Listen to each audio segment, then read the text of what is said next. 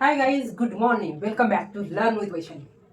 आज आपण आपल्या स्वतःबद्दल ज्यावेळेस बोलायचं ठरवतोय, तर आपण आरशासमोर काहीतरी बोलणार आहे. तर आपण वेगवेगळे टॉपिक तर पाहिजे ना आपल्याकडे. आपण जर कोणाविषयी बोलतोय तर वेगवेगळे टॉपिक पाहिजे. जसं की माझी मम्मी, तर माय मदर विषयी मी बोलणार, माय फ्रेंड विषयी मी सांगणार.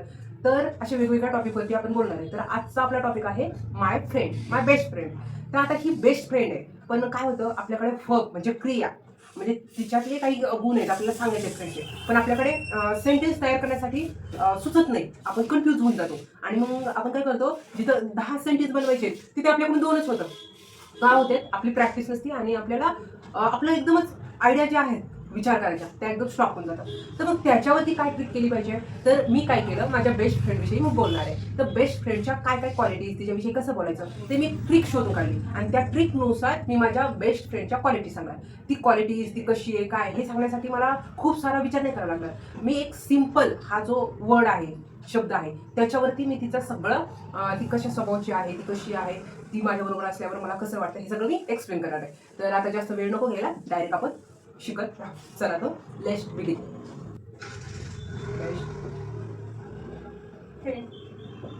आता ही फ्रेंड आहे. तर त्या फ्रेंड विषयी मला बोलायचं आहे. तर मला आठवणार नाही, माझ्याकडून हे सुचणार नाही, कारण माझ्याकडे कमी वर्ड आहेत तिच्याविषयी. तर मी काय करणार, सिम्पल.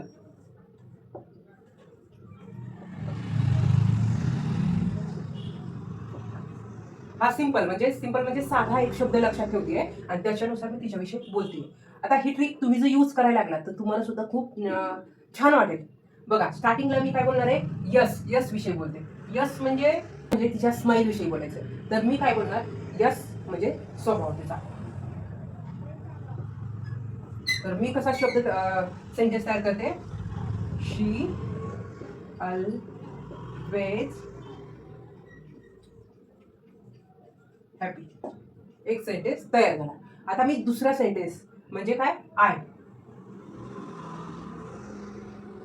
आय म्हणजे इंटरेस्ट, तिला कोणत्या गोष्टीचा इंटरेस्ट आहे म्हणजे आवड. तर शी इज रीडिंग बुक्स.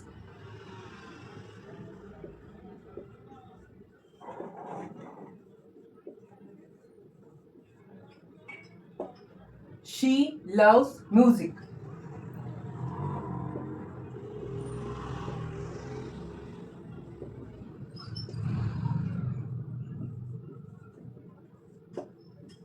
झालं आहे. म्हणजे थोडी थोडी ट्रिक जर वापरली तर आपल्याला सेंटेन्स तयार करायला शकते ना, की आपल्याला ते सारखे सारखे आठवण नाही लागणार. आपण एका सिंपलच्या शब्दानुसार चलू, त्याच्यामुळे आपल्याला खूप साऱ्या गोष्टींची माहिती कळेल. जसं की आता यम.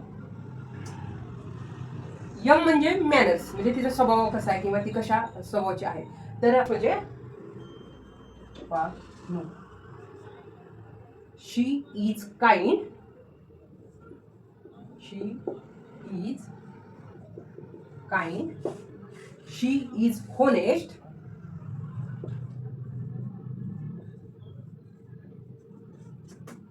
झालं. तिची वागणूक आहे, she is kind, she is honest, she is discipline. तिला वेळेवर सगळे काम करायला आवडतात, ती दयाळू आहे आणि ती एक इमानदारी आहे, असं मला सांगायचं. त्याच्यानंतर आता मला आठवावं लागेल, आता मला तिच्याशी काय बोलायचंय. तर पी. पी म्हणजे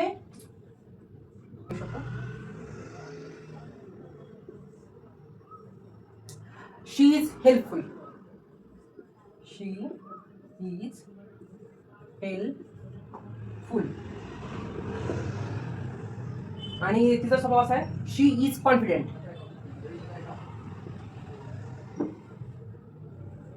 she is confident.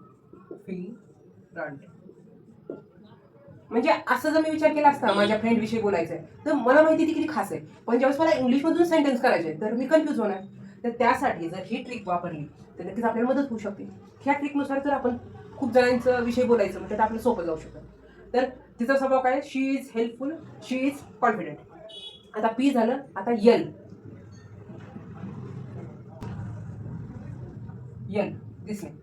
She is. आता ती ब्युटिफुल आपण लिहिलंय का, नाही अजून. She is beautiful. आणि नंतर एक गोष्ट सांगता येईल, she has long hair. She has long hair. आता माझ्या मैत्रिणीविषयी मला सांगण्यासाठी एकदम सोपं गेलं. आता यल झालं, आता ई सांगायचंय. ई म्हणजे काय? ई म्हणजे ते युनिट काय करते ते सांगू आपण रोज. तर शी स्टडीज हार्ड.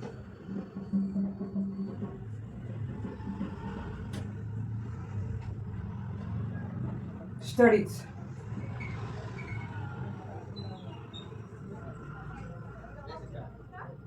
आणि दुसरं काम सांगता येईल, शी इज प्ले.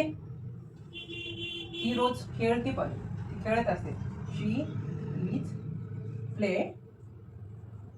समटाईम, कधीतरी.